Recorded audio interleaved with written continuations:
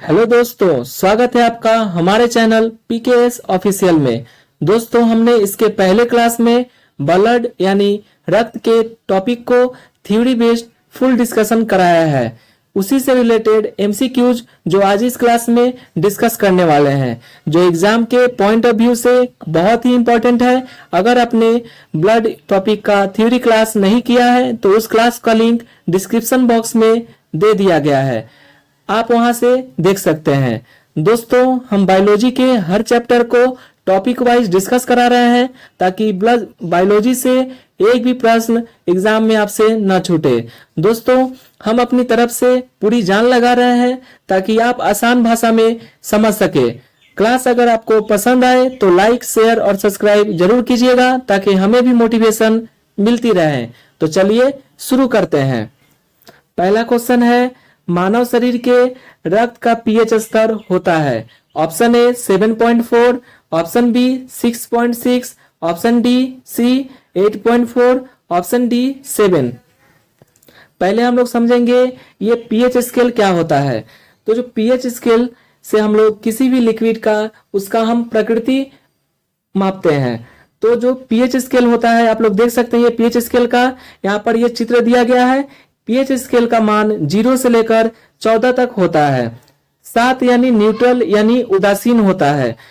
अगर किसी भी लिक्विड का जो पीएच मान 7 से कम आए तो वह एसिडिक यानी अम्लीय प्रकृति का है। अगर वह 7 से उसका मान ज्यादा आए तो वह क्षारीय प्रकृति यानी एल्काइन का है।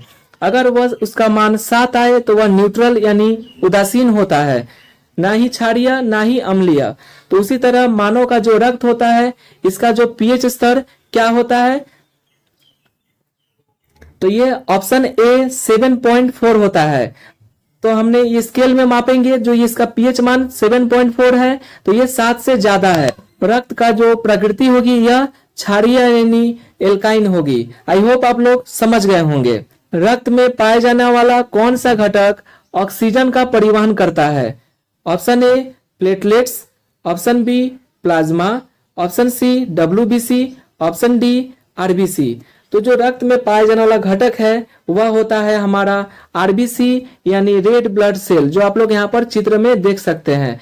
ये जो क्या करता है, हमारे शरीर में ऑक्सीजन का परिवहन करता है। इसका राइट आंसर हो जाएगा ऑप्शन डी आरबीसी यानी रेड ब्लड सेल।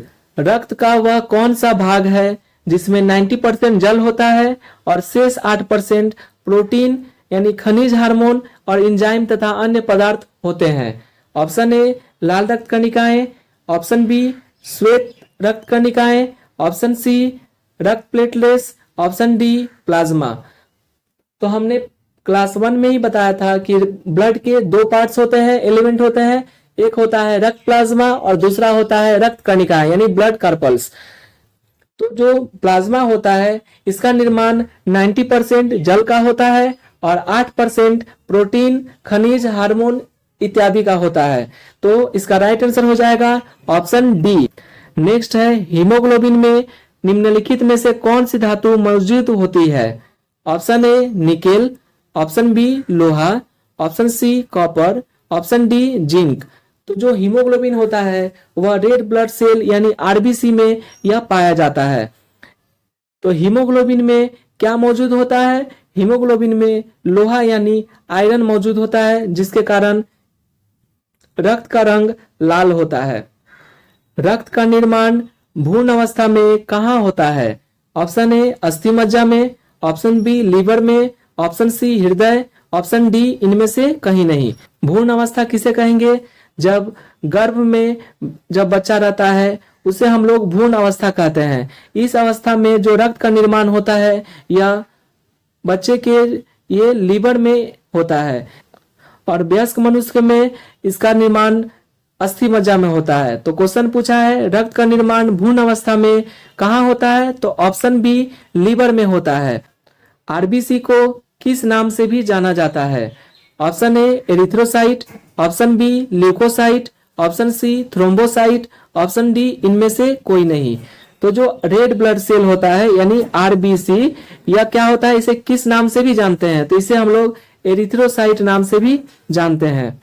किस रक्त कणिका में केंद्रक उपस्थित होता है? ऑप्शन ए लाल रक्त कणिकाएं, ऑप्शन बी श्वेत रक्त कणिकाएं, ऑप्शन सी दोनों, ऑप्शन डी इनमें से कोई नहीं। तो जो रक्त कणिकाएं होती है कौन कौन? आरबीसी, डब्ल्यूबीसी और प्लेटलेट्स। तो इनमें से किसमें केंद्रक उपस्थित होता है? तो जो लाल रक्त कणिकाएं होती है इसमें केंद्रक उपस्थित नहीं होता है, लेकिन जो व्हाइट ब्लड सेल है इसमें केंद्रक उपस्थित होता है। इसका राइट आंसर होगा ऑप्शन बी श्वेत रक्त कणिकाएं। एनीमिया नामक रोग किसकी कमी के कारण होती है? Option A haemoglobin, option B plasma, option C platelets, option D ये सभी। तो जो एनीमिया नामक रोग होता है यह हीमोग्लोबिन की कमी के कारण होता है। जो रेड ब्लड सेल में हीमोग्लोबिन पाया जाता है इसकी कमी के कारण ही क्या होता है? हमारे शरीर में एनीमिया नामक रोग होती है। तो इसका राइट आंसर हो जाएगा ऑप्शन ए हीमोग्लोबिन। डेंगू बीमारी हमारे शरीर में किसकी कमी के कारण होती है? Option A haemoglobin, option B plasma, option C platelets, option D ये सभी। तो जो डेंगू बीमारी होती है उस हमारे शरीर में प्लेटलेट्स की कमी के कारण होती है। तो इसका राइट आंसर हो जाएगा ऑप्शन सी। जो प्लेटलेट्स हमारे ब्लड में 2 से 3 लाख के बीच में पाया जाता है, वही अगर डेंगू बीमारी होता है तो प्लेटलेट्स का स्तर घट के 80,000 हो जाता है, जिसके कारण हमारे शरीर में डेंगू बीमारी फैली जाती है। डब्ल्यूबीसी में कौन सी कोशिका बीमारियों से मुख्य रूप से प्रतिरक्षा का कार्य करता है? Option A monocytes, option B lymphocytes, option C basophils, option D eosinophils. तो जो व्हाइट ब्लड सेल है इसमें जो मुख्य रूप से 5 एलिमेंट्स होते हैं, मोनोसाइट, लिम्फोसाइट, एसिनोफिल्स, बेसोफिल्स और न्यूट्रोफिल्स। तो इनमें से जो मुख्य रूप से प्रतिरक्षा का कार्य कौन करता है? तो वह करता है हमारे शरीर में लिम्फोसाइट। जो डब्ल्यूबीसी का लिम्फोसाइट है यह मुख्य रूप से प्रतिरक्षा का कार्य करता है। प्लेटलेट्स का जीवन काल कितना दिन का होता है? ऑप्शन ए 7 दिन का, ऑप्शन बी 8, ऑप्शन सी 4 दिन, ऑप्शन डी 120 दिन। तो जो हमारे शरीर में जो ये प्लेटलेट्स पाए जाते हैं, आप लोग यहाँ पर प्लेटलेट्स देख सकते हैं, ये प्लेटलेट्स है। इसका जो जीवन काल होता है कितना होता है? तो इसका जो जीवन काल होता है यह होता है 7 दिन, यानी 1 सप्ताह का इसका जीवन काल होता है। आप लोग कमेंट करके बताइए जो ये आरबीसी है इसका जीवन काल कितना दिन का होता है। एड्स बीमारी में एचआईवी वायरस डब्ल्यूबीसी के किस कोशिका को नष्ट कर देती है? Option A T cell, option B cell, option C both, option D none of this. तो जो एड्स बीमारी होती है हमारे शरीर में उस समय एचआईवी वायरस हमारे शरीर में प्रवेश करता है और वह व्हाइट ब्लड सेल का जो लिम्फोसाइट है, इस लिम्फोसाइट के 2 कोशिकाएं होती है, एक होती है टी सेल और दूसरा होता है बी सेल। तो ये जो टी सेल है इसी कोशिका को ये एचआईवी वायरस नष्ट कर देता है, जिसके कारण हमारे शरीर में एड्स बीमारी फैल जाती है। तो इसका राइट आंसर हो जाएगा option A T cell. HIV क्या करता है? टी सेल को नष्ट कर देता है। रक्त में कौन सा यौगिक के कारण खून में थक्का यानी ब्लड क्लॉटिंग नहीं जम पाता है? Option A heparin, option B thrombin, option C thromboplastin, option D ये सभी। तो जो रक्त होता है, रक्त के अंदर हेपेरिन नामक प्रोटीन पाया जाता है जो शरीर के अंदर रक्त को जमने से रोकता है, और हेपेरिन वायु के संपर्क में आते ही क्या हो जाता है? निष्क्रिय हो जाता है, ताकि खून का थक्का बन सके। तो यहाँ पे पूछा है किसके कारण खून का थक्का यानी ब्लड क्लॉटिंग नहीं हो पाता है? तो वह है हेपेरिन। जो है यह प्रोटीन रक्त को थक्का जमने नहीं देता है, यह एंटी क्लॉटिंग के रूप में हमारे शरीर में कार्य करता है। आरबीसी का कब्रस्थान यानी ग्रेव वार्ड किसे कहा जाता है? Option A spleen, option B bone marrow, option C both, option D none of this. तो जो आरबीसी का कब्रस्थान किसे कहते हैं? पहले हम लोग जानेंगे आरबीसी का जो जीवन काल होता है 120 दिन का होता है। उसके बाद यह सेल जो होता है आरबीसी नष्ट हो जाता है। तो यह मानव शरीर में जो स्टोमक पाया जाता है इसी के पीछे यह एक रचना आप लोग देख रहे होंगे। इसी रचना को हम लोग स्प्लीन कहते हैं, यानी इसे हिंदी में पलीहा या तिल्ली कहते हैं। तो जो आरबीसी है इसी के अंदर जाकर नष्ट हो जाता है, इसलिए आरबीसी को इस प्लीहा का कब्रस्तान यानी ग्रेव यार्ड कहते हैं। आई होप आप लोग समझ गए होंगे। ब्लड क्लॉटिंग प्रोटीन किसे कहा जाता है? Option A fibrinogen, option B prothrombin, option C both, option D none of these. तो जो ब्लड क्लॉटिंग प्रोटीन किसे कहते हैं? जब हम लोग पढ़े थे ब्लड के दो पार्ट्स होते हैं, एक प्लाज्मा और एक रक्त कणिका है। तो जो प्लाज्मा होता है वो उसमें 90% जल का बना होता है और जो 10% बच गया उस 10% में से 8% क्या होता है?